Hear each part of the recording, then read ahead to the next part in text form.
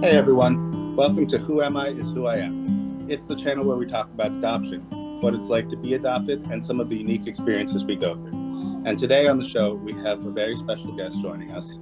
She is the one, the only, my sister, Jenny. Jen, welcome to the show. Hi, thank you for having me and us.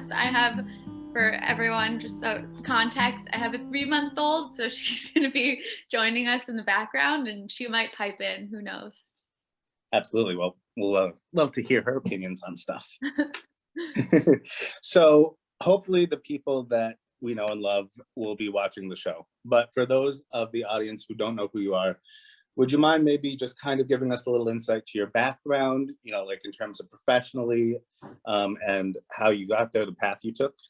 Yeah, so I am a licensed clinical social worker, and currently I work for an agency that supports people who've experienced domestic violence, intimate partner violence, or have been witness to abuse. So I work with families and children, but my background is in trauma. And my fascination and sort of focal point has been attachment theory and attachment focused therapy. And that stems from a long-standing fascination with adoption, and my earliest experiences in the social work field have been working in residential treatment, foster care, and private adoption. So I don't think it's a coincidence that being adopted that kind of led me there, but it's been, yeah, throughout my whole career, it's kind of been a thread that's connected each job that I've had. I'm adopted from El Salvador, as you know. Tell the people where you're from.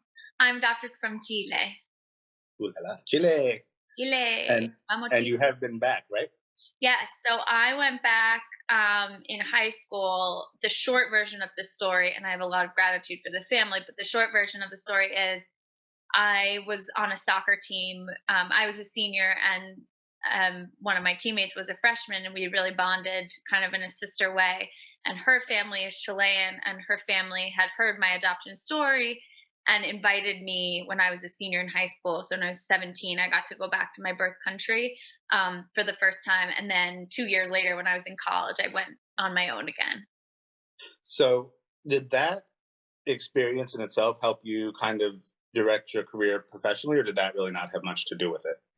I don't think it directed my professional career, but I think it connected a lot of dots for me in terms of um I had never as an adopted person kind of had this like lifelong seeking. I kind of like fundamentally understood what adoption was, and I didn't feel this like emptiness, honestly. But when I went there, I realized that there were parts of my story or parts of like my cultural connection that I was missing that I didn't even know I was missing until I went there. So I think it like solidified for me a connectedness to like mis raíces, my roots, that I'm eternally grateful to this family for, because otherwise I wouldn't have had that so young. That's really cool. And then you can correct me if I'm wrong on this, but from what I remember, and I probably think it's important to talk about this for anyone listening, you Mhm. did get to meet your birth mother, right? So I never met her, and Okay. I really honor, especially now being a mother. I'll try not to be emotional about this, but I honor her decision so much more now becoming a mom. But another long story that I'll make short is that she contacted me when I was 18. So another soccer connection is that my Hmm. soccer team had won the New York State Championship when I was a senior in high school. So she Googled Jenny Rosen, New York State, the year that I won the championship. And it just so happened that the first 18 pictures that popped up were my face. So Oh, she contacted my high school. So, I mean, for me, and I completely have empathy for people who search their whole lives and never find their birth family. Like it couldn't have been more kismet. And it's not lost on me how lucky I am that it was so easy for her to find me. But she did contact me. I'm thinking about, I don't know if she'll ever see this. I'm mm, thinking about reaching out to her again and sharing kind of my experiences as a new mom, and just sharing more of my gratitude with her. we don't talk all the time, but I am forming a relationship with my youngest birth sister, um, and hoping one day to have a relationship with my middle birth biological sister. Do you know how But old it's they been are? hard. Yeah, the youngest one is 18. She just turned 18, and I Oh. believe my middle sister she's a few years younger than me, is my recollection. And we haven't talked in a while. I wasn't always as good at keeping touch. Um, and I had some trauma going on at that time when they reached out to me. So I don't believe I was always as communicative, or as open as I would be now. But I definitely am hoping to kind of have a healthy relationship with them one day.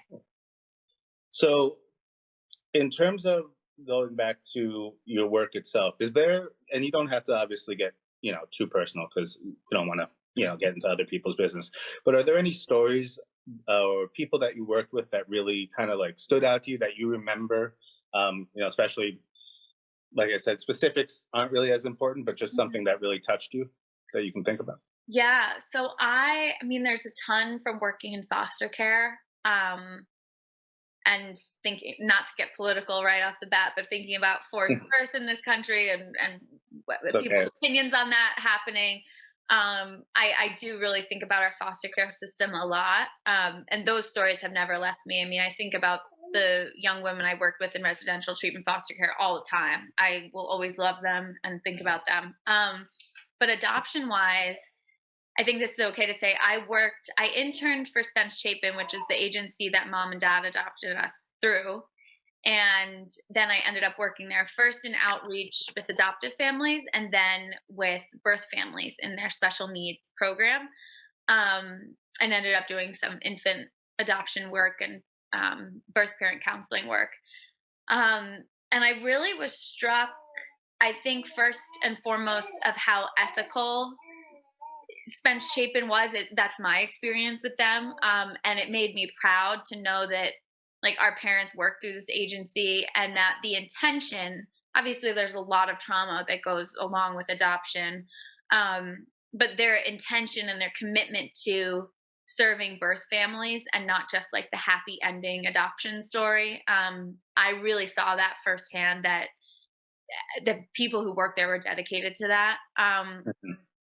but but I was really struck when I worked with birth mothers, um, because I hadn't had that experience. We grew up with adoptive parents, so we've seen that.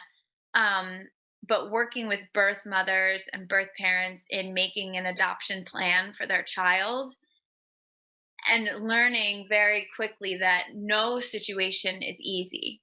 Even when a parent or mother decides that she can't for whatever reason or doesn't want to raise her own child, um, the decision is never, bless you, the decision is never easy.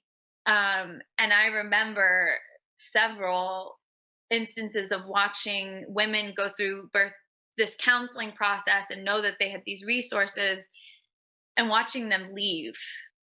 Even when they've chosen the family and they feel good about their decision and this is the best decision they're making for themselves and their baby, I will never forget watching those birth mothers in that process, hoping she'd reach out to us again or hoping that open adoption could continue to be connected. But just really feeling a sense of sorrow for them, but also hopefulness, I guess, that they know Right. that they feel convicted that this is the best decision they're making, and they feel that it is their decision to be making. Well, that's interesting too. And I think that that is kind of like super important, maybe for our audience members, because I know myself, I had that feeling of, um, why did you let me go? How could you let me go? And I think that because I never saw the other end of that, Yeah, from my birth mother's side, I think that there are probably some people who are struggling with the idea that, you know, they weren't just like thrown away or given haphazardly to some family, that this was a very long, emotional, extensive process. And it probably was hard on every side. We yeah, grow up from one end of the spectrum, but the birth mothers have a totally different side of that experience. yeah. Well, there are right? 2 things that made me just came up when you were talking, and I want you to talk about your story as your story, but, um, first thing is, like, are the language around adoption or the language that other people talk about adoption, it's always giving your child away, giving your child up. So, like, I'd grown up being like, I was given away, like, someone was just like, "Eh," like, but, Like there's hot potato baby. right, and that's not when I worked actually for Spence, the language around saying they're making an adoption plan, and the hope is, again, that mothers and parents really feel like they have the autonomy to make that choice and make that plan, but it reframed it to me as, like, no one was, like, throwing me out the door. It just that was a decision that my birth mother was making that she felt was the right decision for me, but growing up with that messaging, it's it is sort of hard to separate that feeling of being like, ugh, like I was unwanted, I was unloved, I was unplanned, I was unwanted. Um, and the second thing that you were saying is, and I'll just mention, maybe you can talk about too, but I actually and I've told you this, had a more profound experience almost visiting your birth country. When I was in grad school, I did a program in El Salvador for a month in between semesters, and understanding the history of your country, I've told you this, and imagining what your birth mother might have been experiencing in 1988 during the Civil War, or at the end of the Civil War, and being pregnant during that time. Um, I don't want to speak for you because again, it's your life and your journey, but I walked away with a sense of feeling like she saved your life, Right. which we may be the truth. We never know, but it's just it's interesting. Like you said, adoptees carry that story in different ways, and it's all individual. Yeah, I that's super true. And I think that as much as we're trying to be a voice for, people all across the world who might be going through this, even in our own family, we had different experiences. And I totally had that feeling of being given away, or I think I mentioned to you on the phone the other day that whole struggle mentally of not knowing who I'm supposed to be if I don't know where I come from, Right. that kind of thing. So here's something. If you could boil down into like one or two sentences for somebody who may be listening, a piece of advice on this topic of maybe feeling like you've been given away or something like that. And, we've talked extensively kind of about, the process and your experiences with the birth mothers. Is there any kind of advice that you would want to give somebody who might be feeling this way, sort of lost or lack of identity driven? Yeah, I'll try. I can be long winded, so I'll try and boil it down. I think to acknowledge that trauma and loss, um, because they used to call adoption the primal wound, that separation from the maternal or biological parent was like this wound we couldn't get over. Um, and not to minimize that pain or that loss or that grief if that's how you're processing it and that's how it's coming up at any stage of your life, but also not to let it be the running narrative of your life story. Like you may have been an adopted person, and you may have again, if you're adopted at an older age, that wound may be profound and deep. So I don't want to minimize that, but like, I guess it would be acknowledge your grief and pain and story, and also don't let it totally narrate or guide your future. Um, Absolutely. and work Yeah, I love on that. it. Look at it. If stuff's coming up, don't be afraid to look at it. It's not Pandora's box, and there are resources to support you. Um, and that's why I'm so happy and proud of you for starting this channel. Is like to be an adopted person, a person of color, and actually talk about these things, um, and not be afraid to is like super brave. It's awesome. Thanks, so. Yeah, and the only other thing that I would, because I love that. And the only other thing I would maybe add to it is, and actually, no, you touched on it. So I'll just say extend. is find an outlet for it. Like me for this Yeah. channel, or me with music, but if it's therapy or if it's playing a sport, or whatever it is, some kind of outlet, to sort of to deal with it, to cope with it in your own way, but yeah, and everything else that you said, of course. Yeah, and we've talked about this before, but like, and we have amazing adoptive parents, and we're very lucky in a lot of ways, and we're so loved, and we know that. But like, you don't always have to be grateful as an adopted person. There's like this idea that adoption's so wonderful and it completes your family, and look how happy and lucky and a child found a home and yada yada, and that's beautiful. It is. Right. But like, you don't always have to hide your pain from it, or you don't always have to feel this sense of overwhelming gratitude for this lovely thing that your adoptive parents did for you, or that your birth mother did for you. You're allowed to have pain around it. And I know we've talked about that too. Like, it's not always easy. It's not always easy to have a multicultural family and people constantly asking you stupid questions, or questions that aren't as kind. It's okay to have, it's like with anything in life, like there's ebbs and flows with it. You don't always have to be like, have this sense of harmony and peace around it all the time. Yeah, absolutely. I don't remember where it was or what teacher it was, but one of my teachers, when I think I was in middle school, after a parent teacher conference, came up to me and was like, "Oh my God, I met your parents last night. They look so much like you." And I was like, "I'm pretty sure that you didn't meet my parents." And then they were like, "Yeah, totally. No, they look so much like you. It was so nice." And I just remember just kind of like walking away from the situation, being like, I don't know if she was kidding or if she was being serious. Like, I don't remember. Yeah. And I don't remember there was even a background. Like, we weren't talking Yeah. beforehand. She just walked up and said that. And I was like, totally confused on how to handle this right now. And it's so funny because I feel like people oftentimes, it's not always people saying stupid things. It's like Right. they want to make you feel comfortable, or they want to make you feel good. So they'll like overly try and be nice about it. And it's like, thank you, but also like, I don't really think I look like them. And that's Yeah. okay. Like, Yeah. I it mean, would make sense if I didn't. yeah, that's something I think that I was always, I don't know how you felt about this, but I was always a little self-conscious when we went places, even even just being out in public, like going into the city, or just being, actually probably more so around where we grew up. Bless you, Kai.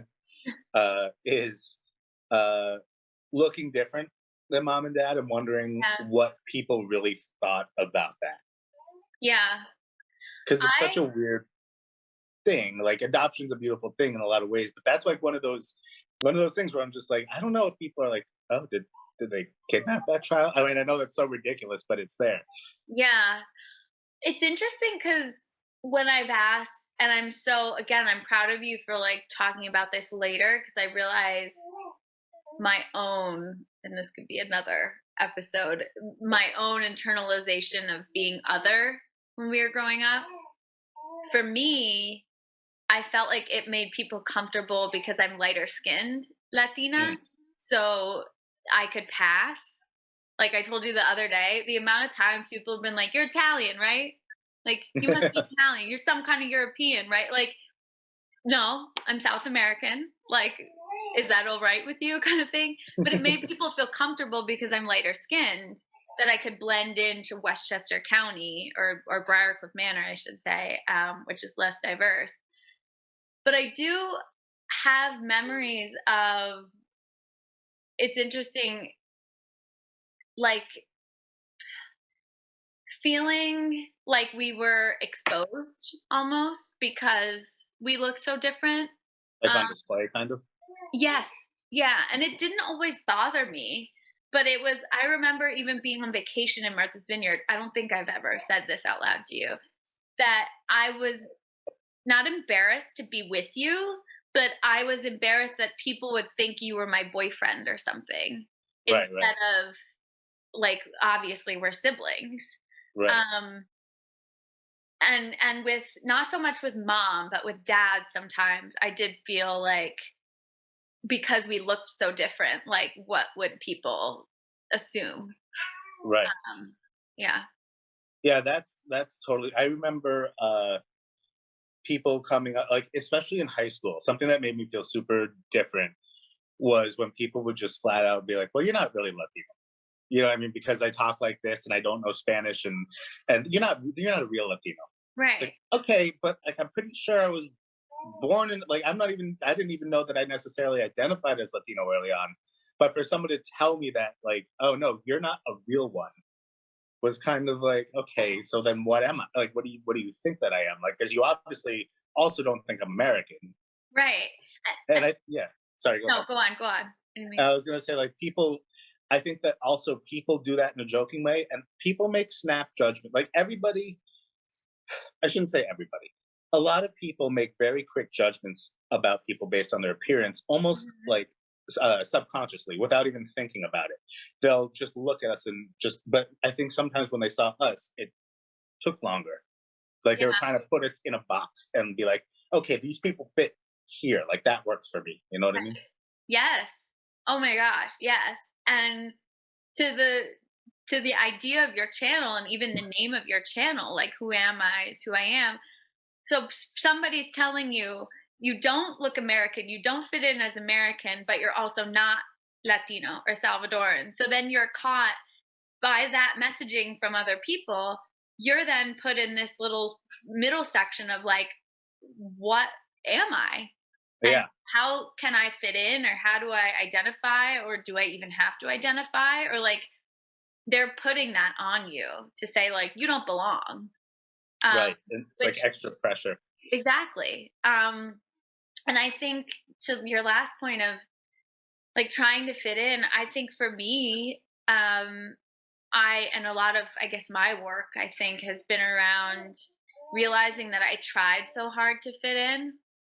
Like, I remember I've talked about this a lot with my friends, but like based on what I wear, if I put on pearl earrings and a cable net sweater, I went to Bucknell University, not the most diverse place in the world. And I've been in mostly homogeneously white settings. I live on Martha's Vineyard now. Depending on what I wear, I can pass, or I can look very Latina and exotic, which is, I've heard that my whole life as something I'm supposed to like internalize as good. Um, but I realized a lot of my upbringing where we grew up was like trying not to stand out and trying to fit in. And because I could pass, I think I internalized parts of myself as negative versus like embracing that and just being like, I am who I am, and I am Chilean, and I am Latina, and I am an American as well.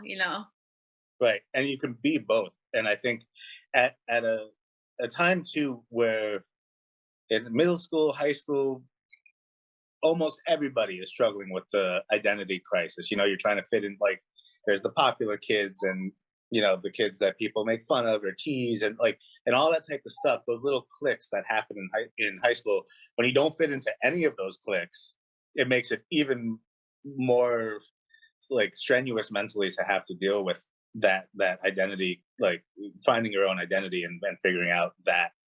And that's actually a good segue, I think, into uh the other thing I wanted to talk about was when we kind of basically touched on it already, but like unique, we've gone on trips, family trips, we've grown up in the same household, we've dealt with the same parents, but our experiences were also different, but like, vastly different in some cases.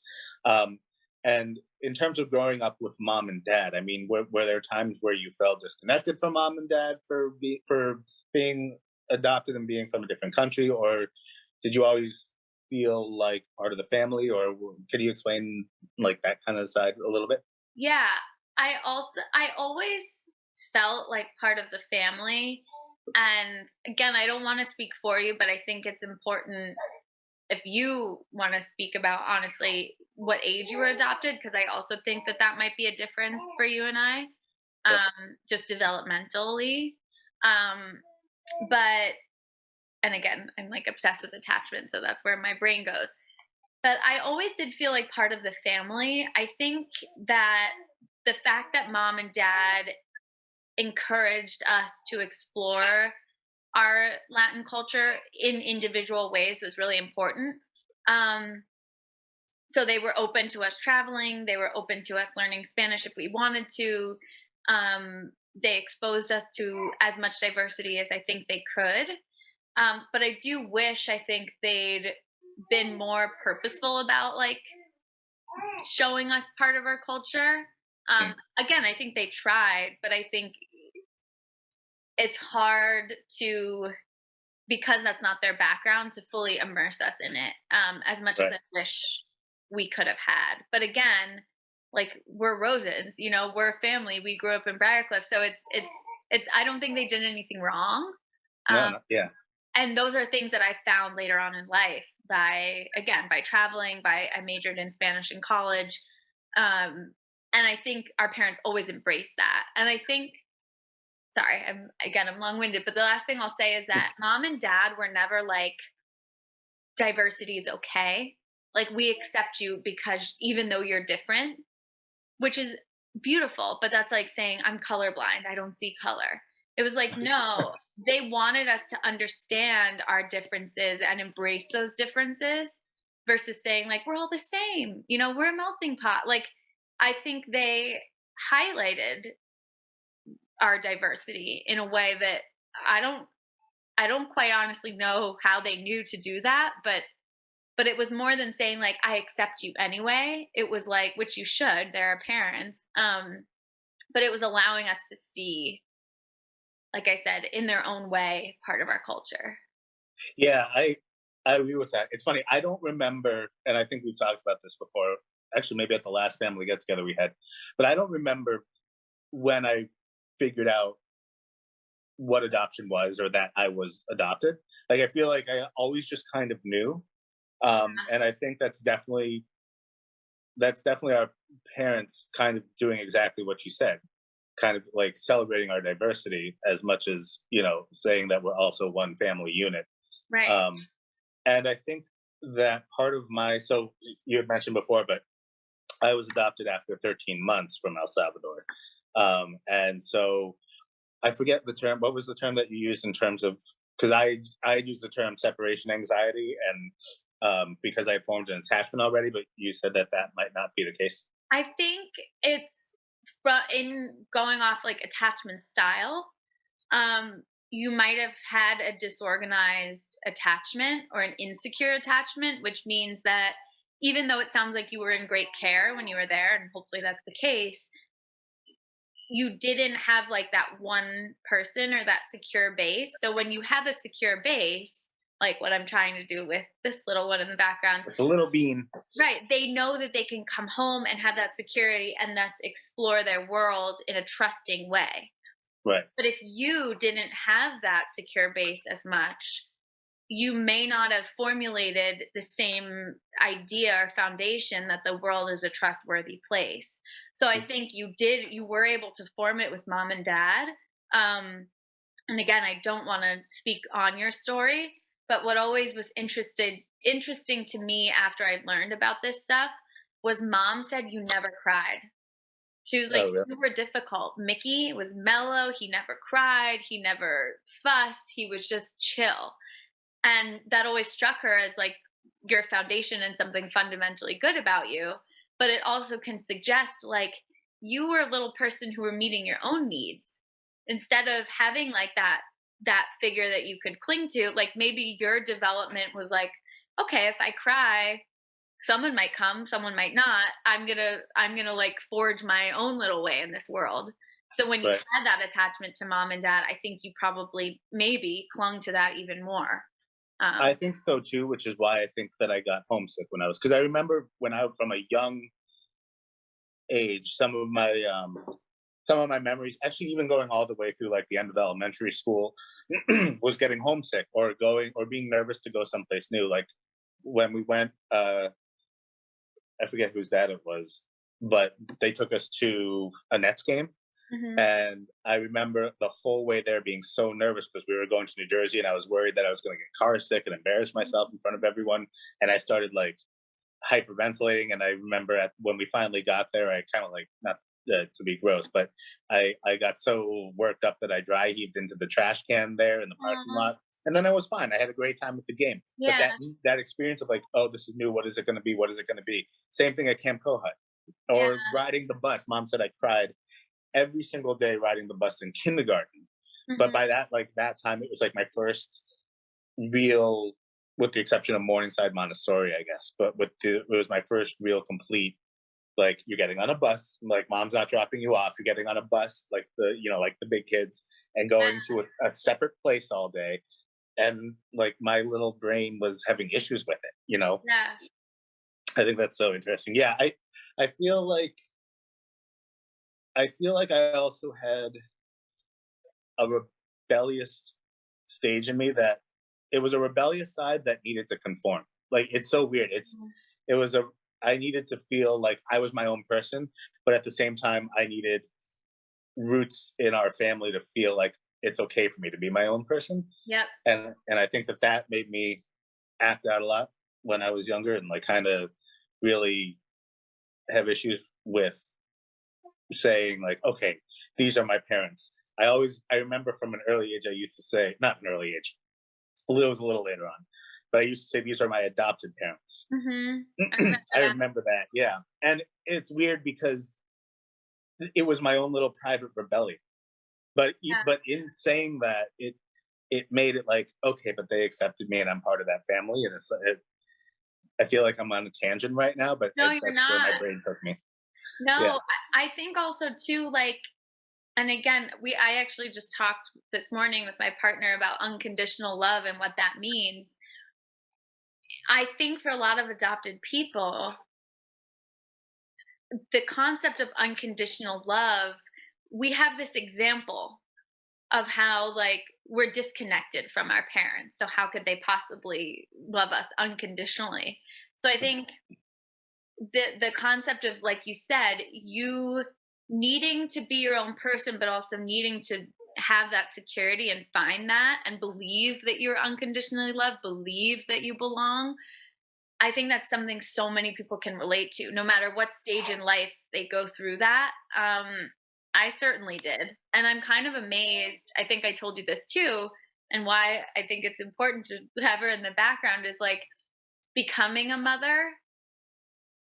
The connection I have to this being is so primal. She grew inside of me. I'm breastfeeding her. It's our connection is so innate.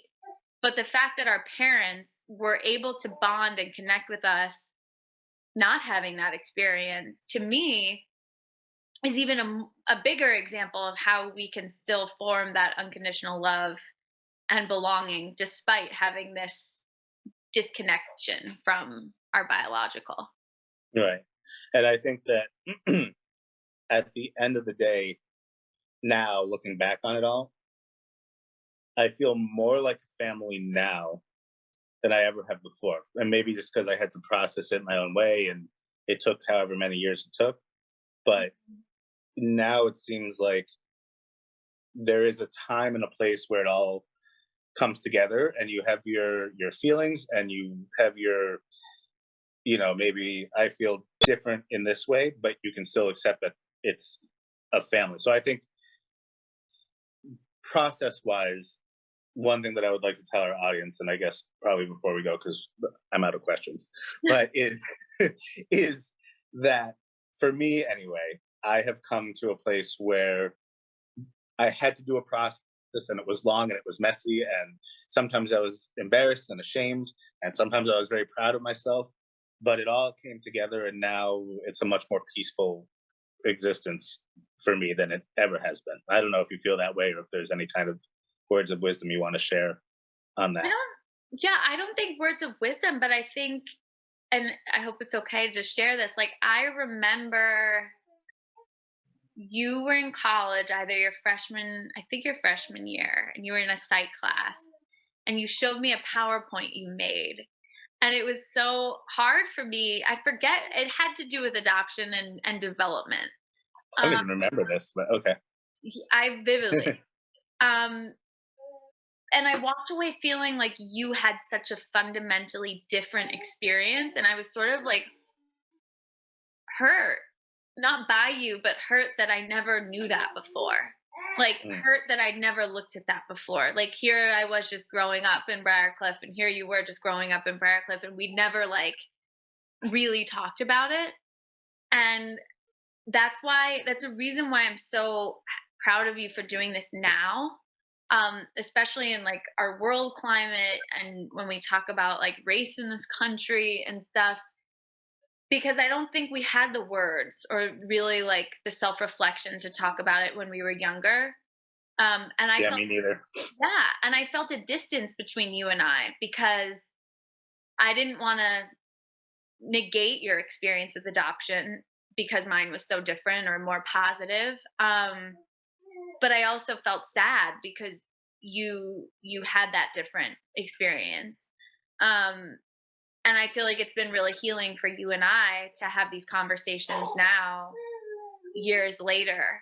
Um, Again, not to say that everything's like healed and rainbows and happiness around adoption now, but I hope that, like you said, that you finding that peace has been so amazing for me to watch, and I feel like it will help a lot of other people who are adopted to hear that, Mm. or have adopted siblings or be a biological child with an adopted sibling. I think this it's so important to talk about it, um, and to hopefully come to a place where you feel peace within yourself, even if you don't feel peace with every little part of your story. I don't think I could have said it better than that. So, Jen, we will wrap it up here. Thank you so much. Let's make this one of many, please, because I think that this really helps us come together as well. Yeah, I And really enjoyed it. yeah, Thank you. absolutely. Absolutely. Thank you so much. So, everybody, thank you so much for tuning in. As always, welcome to the family. If you enjoyed that video, please smash the like button down below and subscribe to the channel. Every little bit helps. Thank you so much for watching. And as always, welcome to the family.